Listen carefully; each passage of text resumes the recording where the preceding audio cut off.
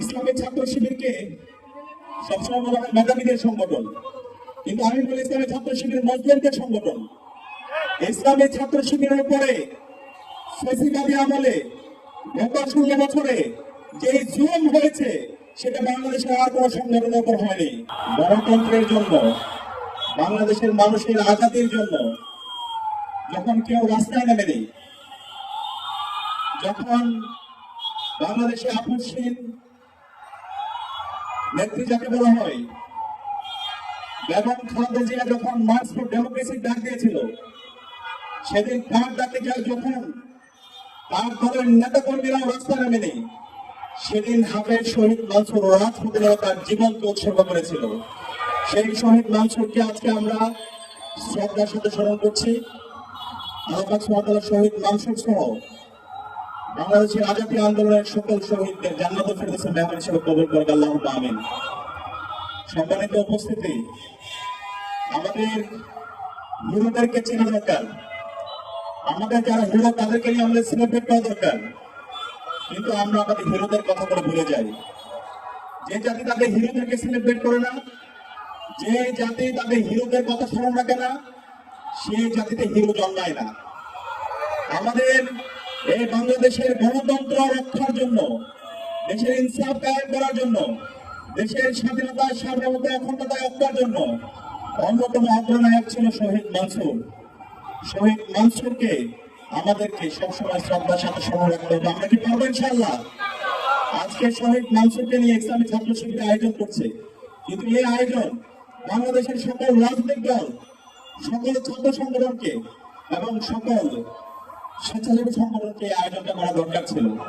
আমি বাংলাদেশ ছাত্র শিবির ঢাকা মহানগর শহরকে ধন্যবাদ জানাচ্ছি শহীদ মানসুরকে নিয়ে আজকের এই আয়োজনটি করার জন্য। ইসলামী ছাত্র শিবিরকে সবসময় বলা হয় মেধাবীদের সংগঠন, কিন্তু আমি বলি ইসলামী ছাত্র শিবির মজলুমদের সংগঠন। ইসলামী ছাত্র শিবিরের উপরে ফ্যাসিবাদী আমলে গত 16 বছরে যে জুলুম হয়েছে সেটা বাংলাদেশের আর কোনো সংগঠনের উপর হয়নি। ইসলামী ছাত্র শিবিরের নেতা কর্মীদের উপর যে জুলুম নির্যাতন হয়েছে, তৃণমূল থেকে একদম কেন্দ্র পর্যন্ত, কেন্দ্রীয় সভাপতি পর্যন্ত, সেই জুলুম বাংলাদেশের আর কোনো ছাত্র সংগঠনের উপর হয়নি। সে কারণে ইসলামী ছাত্র শিবিরের যে জুলুম হয়েছে, এই প্রত্যেকটা জুলুমের বিচারে এই স্বাধীন বাংলাদেশ হতে হবে ইনশাআল্লাহ। আমরা বিগত ফ্যাসিবাদে আমরা দেখতে পেয়েছি, আমরা যখন 13 সালে সেই ফ্যাসিস্ট হাসিনার বিরুদ্ধে রাজপথে আন্দোলন করছিলাম, আমরা যখন গণতন্ত্র রক্ষার জন্য আন্দোলন করছিলাম, আমরা যখন বাংলাদেশের ইনসাফ কায়েমের জন্য আন্দোলন করছিলাম, তখন বাংলাদেশের এই সকল রাজনৈতিক দলগুলোর মধ্যে, ছাত্র সংগঠনগুলোর মধ্যে যেন ঐক্য না হয়, সেই জন্য কালচারাল ফ্যাসিস্ট চক্রকে বিভিন্ন ধরনের ষড়যন্ত্র এবং চক্রান্ত দেখেছি। বাংলাদেশের বড় বড় রাজনৈতিক দলগুলো সেই 2013 সালে কালচারাল ফ্যাসিস্ট চক্রের খুব পরে আমাদেরকে আরো 10 বছর ফ্যাসিবাদের মধ্যে রেখেছিল। সেই 2013 সালে আপনাদের মনে থাকার কথা, বাংলাদেশের সর্বস্তরের নাগরিকরা, ছাত্র নাগরিক, তারা রাজপথে নেমেছিল আজাদির লক্ষ্যে। সেই 13 সালে বাংলাদেশের অসংখ্য আন্দোলন সংগ্রাম হয়েছে। বিচারিক হত্যাকাণ্ডের মাধ্যমে যখন জাতীয় নেতৃবৃন্দকে হত্যা করা হচ্ছিল, দেশের মুক্তিকামী ছাত্রদের জনতা রাজপথে নেমে তাই বাংলাদেশকে দিল্লির তাবেদার মুক্ত করার জন্য, আজাদী আনার জন্য, গণতন্ত্র রক্ষার জন্য রাজপথে নেমেছিল। এবং সেই সময় ইসলামী ছাত্র শিবিরের সর্বপর্যায়ে নেতৃবৃন্দ, তৃণমূল থেকে একদম কেন্দ্র পর্যন্ত সর্বপর্যায়ের নেতৃবৃন্দ রাজপথে নেমেছিল। কিন্তু আমরা তখন দেখতে পেয়েছি, আমরা যে ঐক্যের কথা বলছিলাম, আমরা যে একটা সর্বদলীয় ঐক্যের কথা বলছিলাম, সে ঐক্যটা তখন সম্ভব হয়নি।